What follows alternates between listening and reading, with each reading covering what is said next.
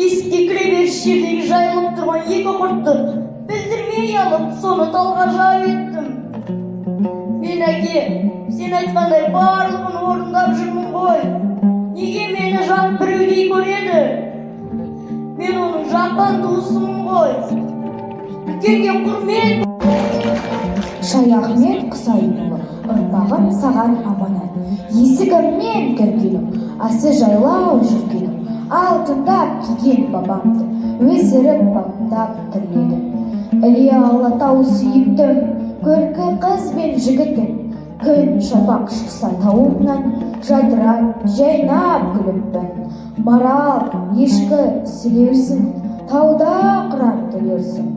Ұрпақтарым келешек, осында өмір сүресің. Атады талай таңдарат, құрады халқым салтанат.